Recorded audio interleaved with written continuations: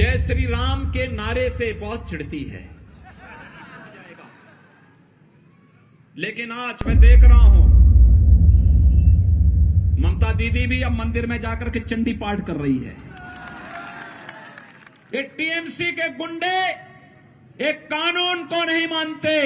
और याद करना, 2 मई के बाद जब भारतीय जनता पार्टी की सरकार आएगी, इन गुंडों को चुन चुन करके सजा दिलवाई जाएगी। टीएमसी की सरकार की गुंडागिर्दी और उनके अमानवीय कृत्यों पर देख करके क्षोभ हो रहा था, और तब मुझे लग रहा था कि अब इनके बहुत लंबे समय तक इनकी गुंडागिर्दी और इनकी अराजकता अब नहीं चल पाएगी। मात्र 45 दिन बाकी हैं। 2 मई के बाद टीएमसी की सरकार की विदाई सुनिश्चित है।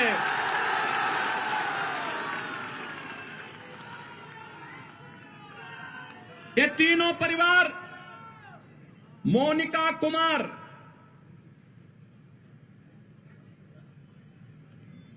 हरिराम महतो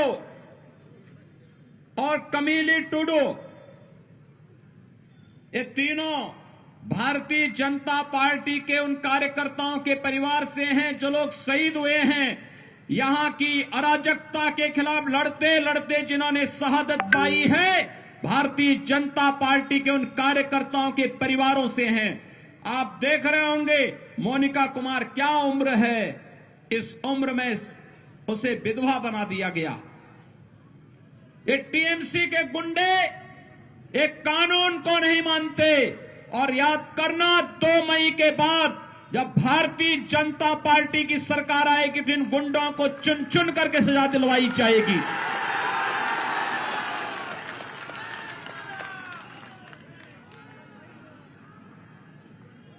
श्रीमती कमीली टुडू को देखो, इस उम्र में भी उसके साथ, और श्री हरिराम महतो, जिनके परिवार के सदस्य की हत्या इसलिए कर दी थी क्योंकि वो चाहते थे कि यहां पर बंगाल के अंदर बंगाल के गरीबों को भी शासन की सुविधा का लाभ मिलना चाहिए, और ये कार्य भारतीय जनता पार्टी कर सकती है। इसलिए टीएमसी के गुंडों ने उनकी निर्मम हत्या कर दी थी।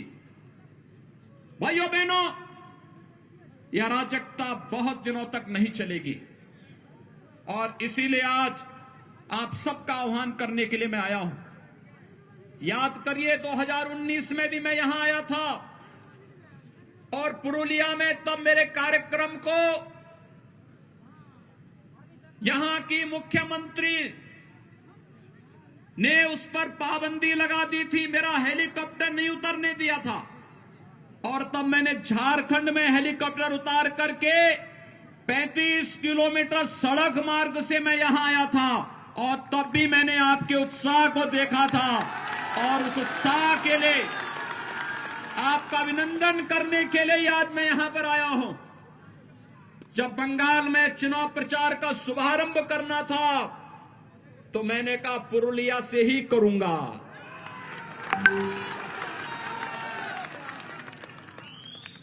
पुरुलिया से ही इसकी शुरुआत करूंगा। लेकिन मैं आज भी जब आया, मैं देख रहा था अभी भी सत्ता का दुरुपयोग रुक नहीं रहा है। मैं देख रहा था जगह जगह से, हेलीकॉप्टर से मैं देख रहा था जगह जगह भारतीय जनता पार्टी के कार्यकर्ताओं को और जनता जनार्दन को इस सभा में आने से रोका जा रहा था। लेकिन जब मुझे कार्यकर्ताओं ने कहा कि यहां तो अभी सभा में भीड़ ही नहीं हो पाएगी, मैंने कहा चिंता मत करिए, मेरे पहुंचते ही भारतीय जनता पार्टी का बहादुर कार्यकर्ता सारे बंधनों को तोड़ करके सभा स्थल पर पहुंचेगा। और आज एक बार फिर से आपने साबित कर दिया है, हर प्रकार के अन्याय और अत्याचार के खिलाफ आप लोग लड़ते हुए अपनी मंजिल को प्राप्त करेंगे, इसमें कोई संदेह नहीं होना चाहिए। और आज ये सभा उस रूप में यहां पर प्रारंभ हो रही है। भाइयों बहनों, मुझे आश्चर्य होता है, ममता दीदी जय श्री राम के नारे से बहुत चिढ़ती है। और जब मैं यहां पे आया तो मेरा अभिवादन जय श्री राम कहकर के सभी लोगों ने किया।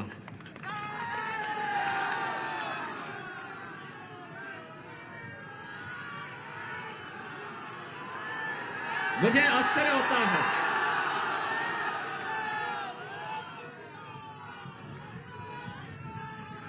वैसे एक परिवर्तन तो हुआ है। 2014 के पहले इस देश के अंदर एक ऐसी पीढ़ी, एक ऐसी नस्ल पैदा हो गई थी बड़ी संख्या में, जो मंदिरों में जाने को ये मानते थे कि उनके सेकुलरिज्म इससे खतरे में पड़ जाएगा। लेकिन आज मैं देख रहा हूं ममता दीदी भी अब मंदिर में जाकर के चंडी पाठ कर रही है। ये परिवर्तन है ना, ये है नया भारत। हर व्यक्ति को भगवान की शरण में जाना ही पड़ेगा।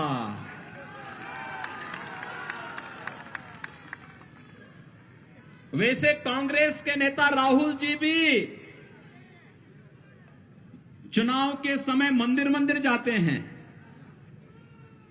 और एक जगह तो मंदिर में ऐसे बैठ गए कि उनको पुजारी को टोकना पड़ा, कह रहे ये मंदिर है, आसन ठीक ढंग से बैठिए।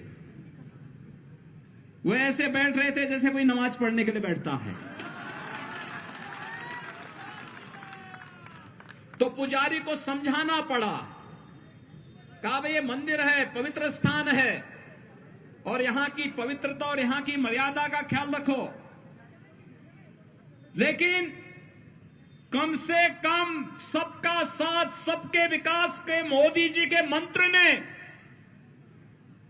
गरीबों को मकान भी दिया, विद्युत कनेक्शन भी दिया, स्वास्थ्य की सुविधा भी दी, किसानों को किसान सम्मान निधि भी देश के अंदर दिया, और सभी लोगों को आपकी आस्था का सम्मान करने के लिए भी मजबूर कर दिया है कि आज कोई चंडी का पाठ कर रहा है, कोई मंदिरों में जाकर के दर्शन करने के लिए मजबूर हो रहा है। ये सबसे बड़ी वैचारिक विजय हम सबकी है। जब वैचारिक विजय के मंच पर हम लोग जीत चुके हैं, तो जनता जनार्दन का आशीर्वाद स्वतः ही भारतीय जनता पार्टी को प्राप्त होना है, और वही आशीर्वाद मांगने के लिए भारतीय जनता पार्टी के कार्यकर्ताओं के लिए यही आशीर्वाद प्राप्त करने के लिए आज मैं आपके बीच में यहां पर उपस्थित हुआ हूं। भाइयों बहनों, बंगाल आजादी के समय ये मान्यता थी कि बंगाल विकास की धुरी बनेगा, लेकिन दुर्भाग्य से कांग्रेस ने, फिर कम्युनिस्टों ने, और फिर पिछले 15 वर्षों में टीएमसी ने बंगाल को खोखला बना दिया। बंगाल में गरीबी की दर बढ़ती गई, बेरोजगारी की दर बढ़ती गई। यहां पर पार्टी विशेष के कार्यकर्ताओं की गुंडागर्दी ने अव्यवस्था और अराजकता का एक तांडव किया। आज आप देख रहे होंगे उत्तर प्रदेश में हम लोगों ने 4 वर्ष से भारतीय जनता पार्टी की सरकार उत्तर प्रदेश में है, 40 लाख गरीबों को प्रधानमंत्री आवास मिला है, 1 करोड़ 38 लाख परिवारों को विद्युत के निःशुल्क कनेक्शन मिले हैं, 1 करोड़ 56 लाख परिवारों को रसोई गैस के निःशुल्क कनेक्शन उपलब्ध हुए हैं। और यही नहीं, 6 करोड़ की आबादी को आयुष्मान भारत का 5 लाख रुपए का सालाना स्वास्थ्य बीमा का कवर मिला है, और 2 करोड़ 42 लाख किसानों को प्रधानमंत्री किसान सम्मान निधि का लाभ अकेले उत्तर प्रदेश में मिला है। भाइयों बहनों, उत्तर प्रदेश जैसे बड़े राज्य में इतनी सुविधाएं मिल सकती हैं, तो बंगाल में क्यों नहीं?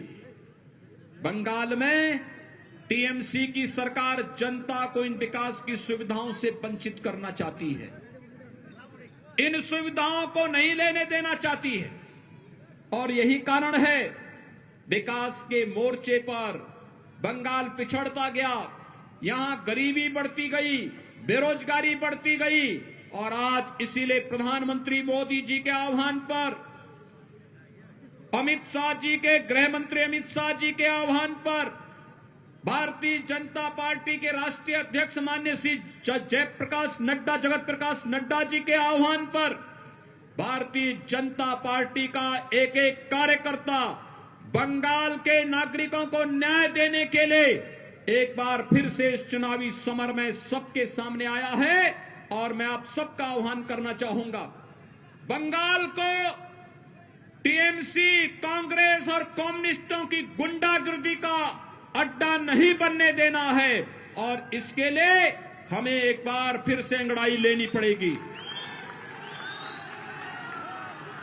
भाइयों बहनों, मुझे आश्चर्य होता है, यहां का टीएमसी की सरकार पिछले 15 वर्षों से गौ तस्करी करके गौ माता को बंगाल पहुंचा देती है, कटने के लिए पहुंचा देती है। उत्तर प्रदेश में हम गौ तस्करी भी नहीं होने देते और गाय को कटने भी नहीं देते हैं। मैं पिछले दिनों टीएमसी के एक मंत्री का बयान पढ़ रहा था, वो बेशर्मी के साथ गाय को काटने की वकालत कर रहा था। पता नहीं क्यों ममता दीदी ने उसे अपने मंत्रिमंडल में रखा था, उसको उसी दिन बर्खास्त करके बाहर का रास्ता दिखाना चाहिए था। लेकिन क्योंकि उनकी नेता स्वयं ही इस बात के लिए उनको प्रश्रय देती है, यहां पर अवैध घुसपैठ के कारण पश्चिमी बंगाल में और खासतौर पर इस सीमावर्ती क्षेत्रों में यहां के गरीबों का राशन अवैध रूप से घुसपैठ करने वाले लोग खा जाते हैं और यहां का गरीब देखता ही रह जाता, उसको सुविधा का लाभ नहीं मिल पाता है। लेकिन भारतीय जनता पार्टी आज आपके सामने इन सभी समस्याओं का समाधान लेकर के आई है। और इसलिए मेरी आप सबसे अपील है, भारतीय जनता पार्टी के प्रत्याशी श्री बानेश्वर महतो को भारतीय जनता पार्टी ने अपने प्रत्याशी के रूप में आपके बीच में उतारा है। और मेरी आप सबसे अपील है, भाइयों बहनों, श्री बानेश्वर महतो एक जुझारू कार्यकर्ता है, आपके लिए लड़ाई लड़ने की क्षमता रखता है। यहां के सांसद श्री ज्योतिर्मय सिंह महतो के साथ मिलकर के विकास के कार्यों को एक नई ऊंचाइयों तक पहुंचाने का कार्य करेगा। और इसके लिए श्री बानेश्वर महतो को भारतीय जनता पार्टी ने अपना प्रत्याशी बना करके आपके बीच में उतारा है। बानेश्वर महतो के समर्थन में आप सभी सहयोग करेंगे, हाथ खड़ा करके मेरे सामने जोर से बोलेंगे, दोनों हाथ ला करके बोलेंगे, जय जय श्री राम, जय जय श्री राम।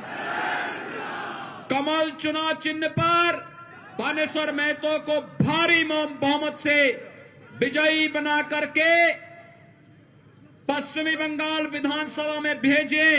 और यहां पर बानेश्वर महतो और यहां पर सांसद श्री ज्योतिर्मय सिंह महतो मिलकर के यहां पर विकास, लोक कल्याणकारी योजनाओं को तो आपके पास लेकर के आएंगे ही, साथ साथ भारतीय जनता पार्टी के उन कार्यकर्ता परिवारों को भी न्याय दिलाने का काम करेंगे जो कार्यकर्ता हमारा शहीद हुआ है बंगाल के लिए और बंगाल के नागरिकों को न्याय देने के लिए शहीद हुए हैं, उन परिवारों को भी न्याय दिलाने का कार्य करेंगे। मैं एक बार फिर से आप सबका हृदय से अभिनंदन करता हूं। बंगाल की सांस्कृतिक राष्ट्रवाद की धरती को कोटि कोटि नमन करते हुए भारतीय जनता पार्टी को भारी बहुमत से विजयी बनाने की अपील आप सबसे करते हुए अपनी वाणी को देता हूं विराम। जय जय श्री राम, जय जय श्री